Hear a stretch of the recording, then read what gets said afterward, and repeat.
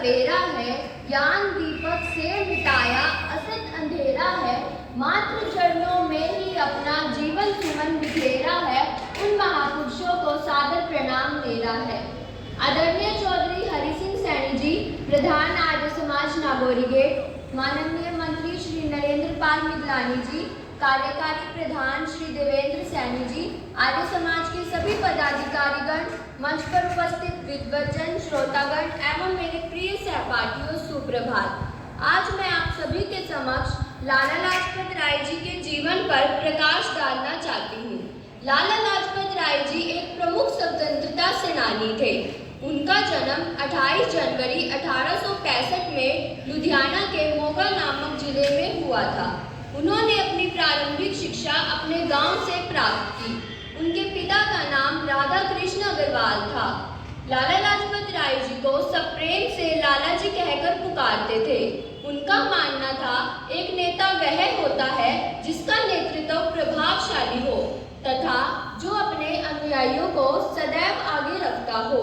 इसीलिए उन्होंने खुद को नेशनल कांग्रेस से जोड़ा और स्वतंत्रता की लड़ाई में बढ़ चढ़कर भाग लिया। इसीलिए कहते हैं, अंग्रेज भी उनसे डरते थे क्योंकि झुकना उनका काम न था, हर जिद को पूरा करते थे क्योंकि कायर उनका नाम न था। इसीलिए वह कांग्रेस के गर्म दल के प्रमुख नेता थे तथा लाल बाल पाल नामक त्रिमूर्ति के सदस्य थे। उन्होंने दुर्भिक्ष पीड़ितों की सेवा व रक्षा का कार्य अपने हाथ में ले लिया था। उन्होंने सहस्त्रों के प्राण भी बचाए थे तथा गरीबों के लिए अनेक अनाथ आश्रम भी खुलवाए, जिनमें लगभग 1700 अनाथों को जगह दी गई। सन 1886 में उन्होंने आर्य समाज हिसार की स्थापना की और उन्हें ही आर्य समाज हिसार का प्रधान बनाया गया। सन 1899 में आर्य समाज ने भी गरीबों के लिए अनेक कार्य किए। लाला लाजपत राय जी को शेरे पंजाब, पंजाब केसरी जैसी उपाधियों से सम्मानित किया गया है।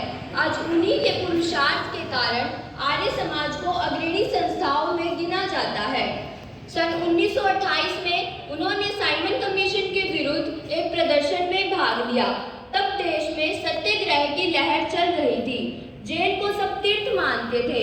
लाला लाजपत राय जी को भी बंदी बनाया गया, परंतु उन्होंने जेल में किसी भी सुख सुविधा लेने से इनकार कर दिया। वह जेल में केवल लेखन कार्य करते थे।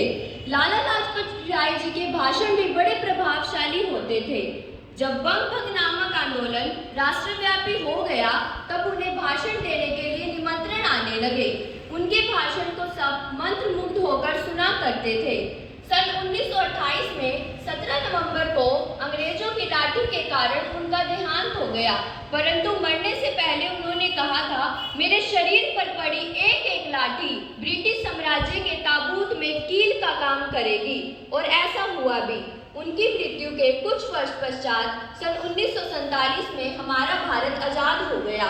स्वतंत्रता के इस इतिहास में उनका नाम सदैव याद रखा जाएगा। बस इतना कहकर अपने शब्दों को विराम दूंगी कि लाला लाजपत राय उनका नाम था। भारत की आजादी के लिए उनका हर काम था। थोड़ा गर्म उनका स्वभाव था, परंतु गरीबों के लिए उनके मन में प्रेम भाव था। धन्यवाद।